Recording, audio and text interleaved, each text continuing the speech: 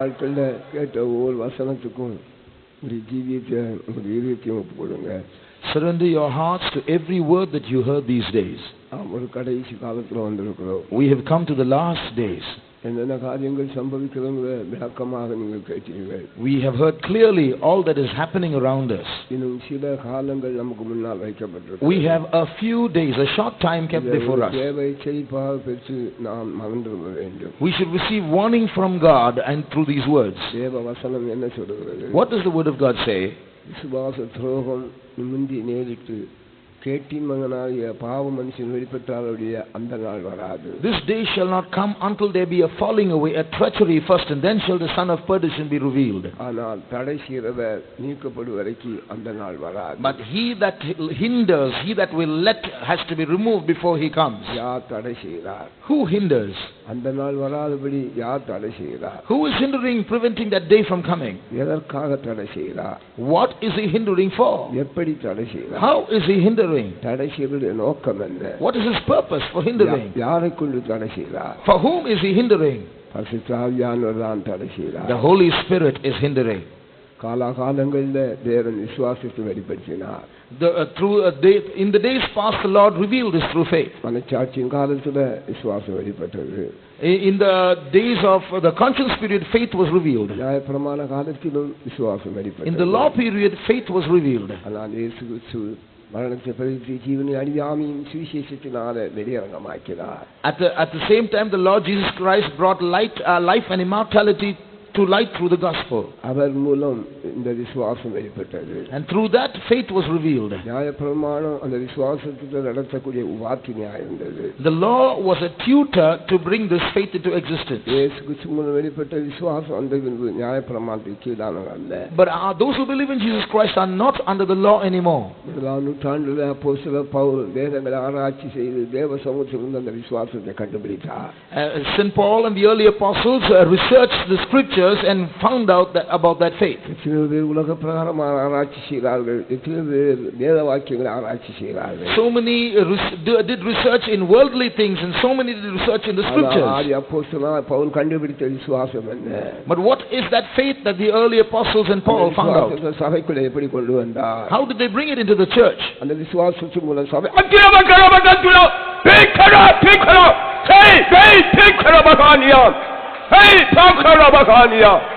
அந்த விசுவாசத்துக்காக எப்படி போராடினார்? How did they strive for that faith? சுயநீதியினால் நிரப்பப்பட்ட பரிசேயர்களும் ஆசாரியர்களும் அவரை எப்படி கொலை செய்ய பிரயாசப்பட்டார்கள்? How did the Pharisees and the scribes who were full of self-righteousness try to get rid of them? எப்படி குப்பையாக தள்ளினார்? How were they cast away as the offscouring of all things? கண்டுபிடித்த விசுவாசம் என்ன? What was the faith that they discovered? அதை எப்படி சபைக்கு உயிர்ப்பித்தார்? How did they quicken the church through it? சுவிசேஷத்தினால் உண்டான தேவ நீதி விசுவாசத்துக்கு அந்த சுவிசேஷத்தினால் வெளிப்படுத்தப்பட்டிருக்கிறது. It is through the gospel unto righteousness that through faith that this was revealed. பாவம் மன்னிப்பில் ஆரம்பித்த நீதிமானாக்கப்பட்ட விசுவாசம் மகாபரிசுத்தமான விசுவாசத்துக்கு வரைக்கும் அதை அவர் நடத்தி கொண்டே போனார். The faith that was the righteousness that was through faith was able to reach take them till the most holy faith. ஒவ்வொரு சுவிசேஷமும் ஒவ்வொரு உபதேசமும் தேவனுடைய சபைக்குள்ள விசுவாசத்தை கொண்டு வந்தது. Every gospel and every doctrine brought faith into the church. அந்த விசுவாசத்தில் அவர் வளர்த்தார், தேவன் வளர்த்தார். And that faith was made to grow in the church. அந்த விசுவாசம் பல விதத்தில் புடமிடப்பட்டு சுத்த பொன்னாக மாறிற்று. That faith was tried in many ways and made into fine gold. அந்த விசுவாசம் சகலவிதமான சத்தியத்தோடு மகாபரிசுத்தமான ஸ்தலத்துக்கு போகக்கூடிய மகாபரிசுத்தமான விசுவாசமாக மாறிற்று. And that faith that was through many truths it became most holy faith. அந்த விசுவாசத்துக்காக அவ்வப்போது சுவிசேஷத்தையும் உபதேசத்தையும் ஊழியத்தையும் அவர் ஏற்படுத்தினார். He ordained the gospel and ministries for that faith. குறைவான விசுவாசம் உண்டு. There is a faith that lacks. அற்பமான விசுவாசம் உண்டு. There is little faith. பலவீனமான விசுவாசம் உண்டு. There is weak faith. பொதுவான விசுவாசம் உண்டு. There is common faith. ஆனால் அதல்ல விஷயம். But that's not the point. நமக்கு எப்படிப்பட்ட விசுவாசத்தை தந்தார்? What faith did God give us? நமக்கு தந்த விசுவாசத்தின் நோக்கம் என்ன? What's the purpose of the faith that God gave us? விசுவாசிக்கிறவன் எப்படி பரவாமல் இருப்பான்? How will that man not learn that faith? எப்படி எருசலேம் சீயோனா கட்டி எழுப்பப்படுவார்? How will he be built up into Zion and Jerusalem? பரிசுத்தவான்களுக்கு தந்த விசுவாசம் விசுவாசம் என்ன? What is the faith given to the saints? முதலாம் நூற்றாண்டு ஆதி அப்போஸ்தலர்கள் அந்த விசுவாசத்தை ஒப்புக் கொடுத்தார். He gave the early apostles that faith. அந்த விசுவாசத்துக்கு ஏற்ற சுவிசேஷத்தை உபதேசத்தை ஒப்புக் கொடுத்தார். He gave that faith and the doctrine and the gospel to them. விசுவாசம் புறப்படுவதற்காக பலவிதமான பாடுகளை அவளை சுத்த பொன்னாக மாற்றினார். And through many kinds of trials and afflictions he made them அறிந்து போறப்போ நக்கினால் சோதிக்கப்படும். அதை காட்டிலும் விளையாடப்பட்ட விசுவாசத்தின் பலனை ஆத்துமலர்ச்சி காண்பித்து, just like gold that perisheth is tried by fire, even so their faith was tried and given victory. ஜீவனுள்ள கற்களை எருசலேமாகவும் சீயோனாகவும் அவர்கள் உருவாக்கி அனுப்பினார்கள். That's why they were made into living stones that adorn Jerusalem. ஆனால் பின்பு அது இல்லாமல் போய்விட்டது. But later on it ceased to be. நூற்றாண்டுகள் இல்லாமல் போய்விட்டது. So many centuries were dark ages. ஞானிகளுக்கு தென்படவில்லை. This faith was not revealed to many. Even to the educated it was not revealed. Many miracles were not wrought. நம்முடைய முன்னோர்களுக்கு வெளிப்படுத்தினார். But God revealed it to the poor and the babes who are forefathers. அந்த விசுவாசத்தை திருப்பி கொண்டு வந்தார்கள். And they brought back that faith into the church. போதித்தார்கள். And they taught it to us. மெல்கிசேதேக்கை முழுமையாக கொண்டு வந்தார்கள். They brought the order of Melchizedek. 5 ஊழியங்களை கொண்டு வந்தார்கள். And the 5 offices. 8 உத்தியோகங்களை கொண்டு வந்தார்கள். And 8 ministries. 9 வரங்களை கொண்டு வந்தார்கள். 9 gifts of the Spirit. சபை பூரணப்பட ஆரம்பித்தது. And the church has now started on to perfection. கடைசி நேரத்தில் இருக்கிறோம். We are in the last stage of the last time. யார் விசுவாசத்துக்காக தன்னுடைய ஜீவனை கொடுக்கிறார்களோ, all those who give their lives for the faith, தன்னுடைய பிராணனை கொடுக்கிறார்களோ, those who lay down their souls for the faith, விசுவாசத்தின் பலனை பெற்றுக் கொள்வார்கள். they will receive the reward of that faith. அவர்கள் விசுவாசத்தை காத்துக் கொள்வார்கள். They will preserve that faith. அவர்கள் விசுவாசத்தின் பலனாக மேன்மையான சுதந்திரத்தை பெற்றுக் கொள்வார்கள். They will receive the due inheritance for that faith. ஆனால் சிலர் அந்த விசுவாசத்துக்கு துரோகம் செய்வார்கள். Some will be traitors to that faith. கர்த்தருடைய நாமத்துக்கு ஸ்தோத்திரம். Praise the Lord. விசுவாச துரோகம், treachery to the faith, விசுவாச குறைவு அல்ல, not falling short of விசுவாச faith, பலவீனம் அல்ல, not weakness in faith, அற்பமான விசுவாசம் அல்ல, not little faith, விசுவாச துரோகம், treachery to faith. கர்த்தர் நமக்கு கொடுக்கப்பட்ட விசுவாசத்துக்கு உபதேசத்துக்கு துரோகம் செய்வார்கள். They will be traitors to the gospel and the faith delivered to them. ஆனால் அவர்கள் கிரியை செய்ய விடாதபடி, but to prevent them from working, பரிசுத்தவான்கள் கண்ணீரோடு கர்த்தரோடு கர்த்தரை நோக்கி அபயமிட்டுக் கொண்டிருக்கிறார்கள். saints of God are crying out to the Lord. ஆனால் அது தடை செய்யப்பட்டிருக்கிறது. Therefore it is being hindered.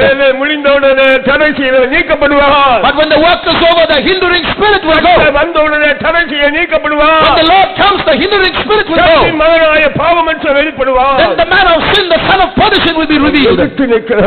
He will resist. ஆராதிக்கிறதுக்கு மேலாக தன்னை உயர்த்துகிறவன். He will raise himself above God. தேவனை போல இருக்கிறவன். He will make himself as God. ஆதிக்குரிய சபையில சிலர் அப்படி இருக்கலாம். In the church, some people might be like that. கீழ்ப்படிய மாட்டார்கள். They will not obey. அவர்கள் எதிர்த்து நிற்பார்கள். They will resist. எல்லாரும் ஆராய்க்கிறார்கள், எல்லாம் தன்னுக்கு ஒரு உயர்வை காண்பார்கள். They will want to exalt themselves above others.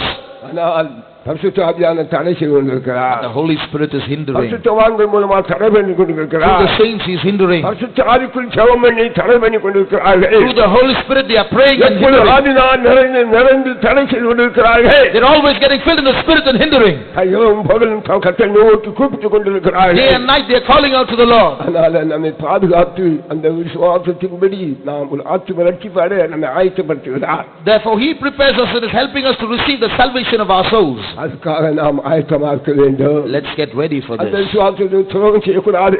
Don't be a traitor to that faith. விசுவாசத்துக்கு இரத்த சாட்சியாக மாற வேண்டும். To become a martyr for that faith. விசுவாசத்துக்காக நம்முடைய ஜீவனை ஊற்ற வேண்டும். Lay down your life for that faith.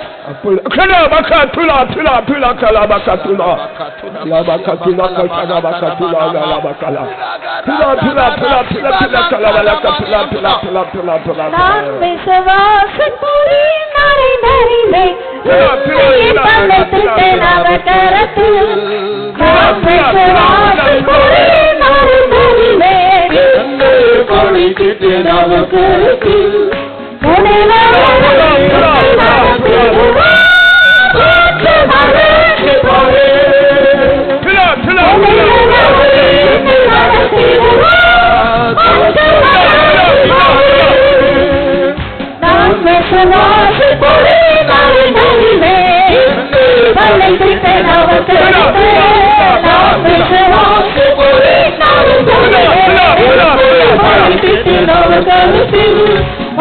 Thank you.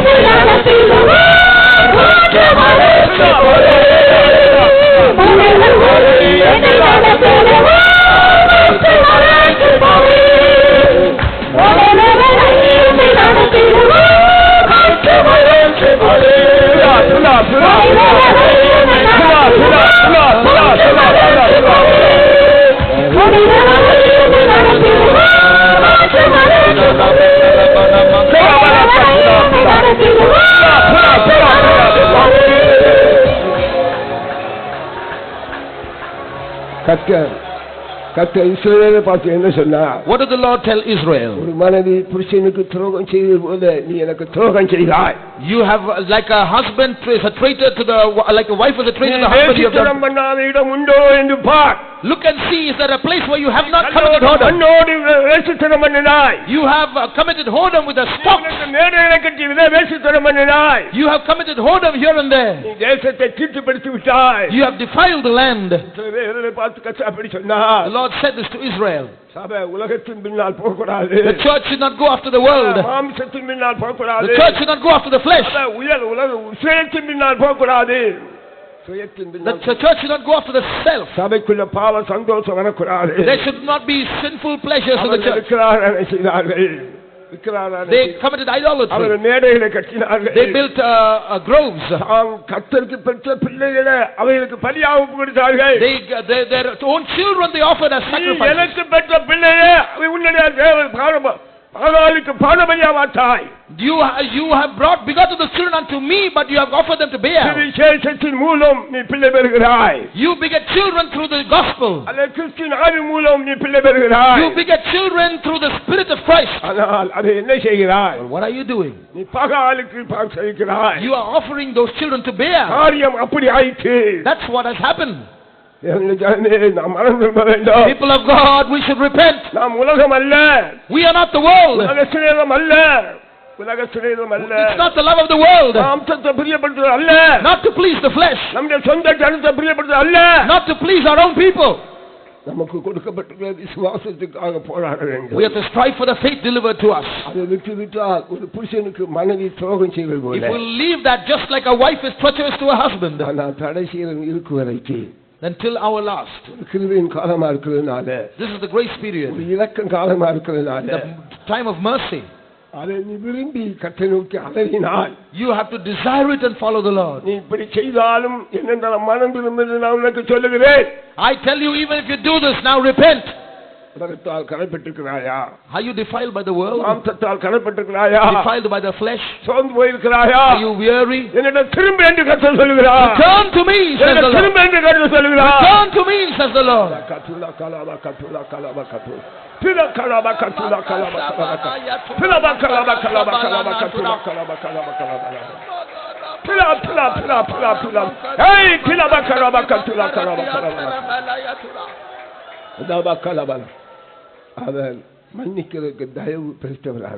He is gracious and merciful to forgive. Lord, I am your wife. Lord, I want to become your bride. That's the fruit of my faith. That's the end of my faith. That's the reward of the faith. That's the reward of faith through the doctrine given to me. Lord, in these things I am weak. Lord, I repent. Lord, I return. Lord, I repent. You said that there is a hindering Holy Spirit. You said there are those who are praying for me. Lord, you are interceding for me. I humble myself. I humble myself.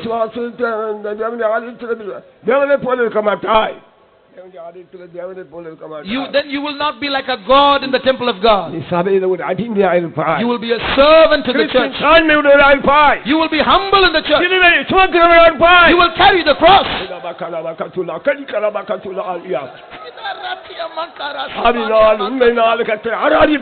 And you will worship the Lord in spirit and truth. You will not want exaltation.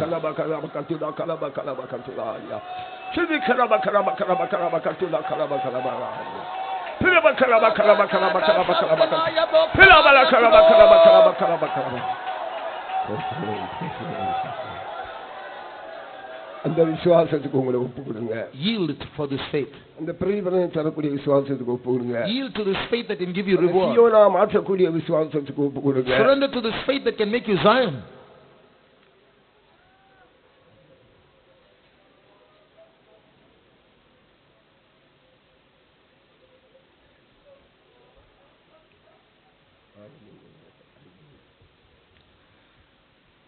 கர்த்தரை ஸ்தோத்திரம் பண்ணுங்க.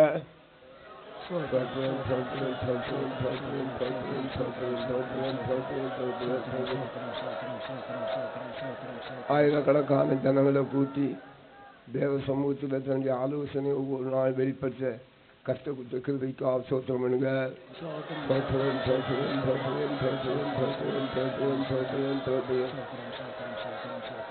இந்த முடிவு காலத்தில் இருக்கிற அடையாளங்களை பார்த்து எச்சரிப்படைந்து பிந்தின நிச்சயமே ஆளுநர்களை சுதந்திரத்துக் கொள்ள ஒவ்வொரு தைரியத்திலும் குறித்த உணர்வுகளுக்காக ஸ்தோத்திரம் பண்ணுங்க.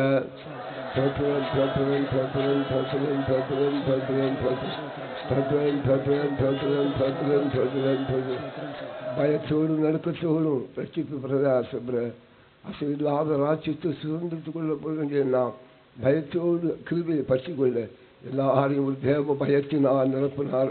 ஸ்தோத்திரம் பண்ணுங்க.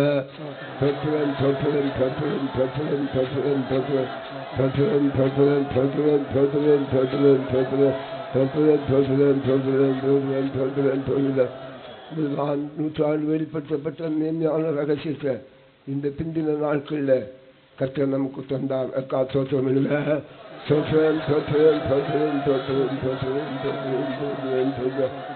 தேவாலயத்துடைய பனிமுற்றுகள் எல்லாம் கதிய தேசத்துக்கு கொண்டு போனாங்க.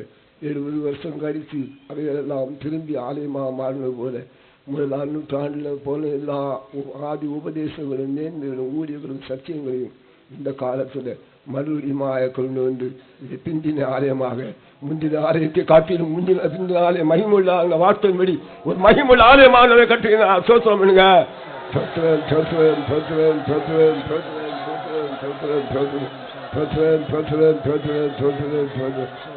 ஒவ்வொரு நேரத்திலும்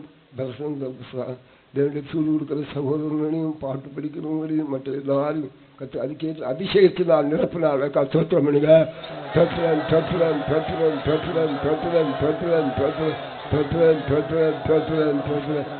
இலக்கிற வசனம் உண்டாய் வீணாய் போகாதபடி 100க்கு 100 பலன் கொடுக்க வேண்டும். ஸ்தோத்திரம் பண்ணுங்க.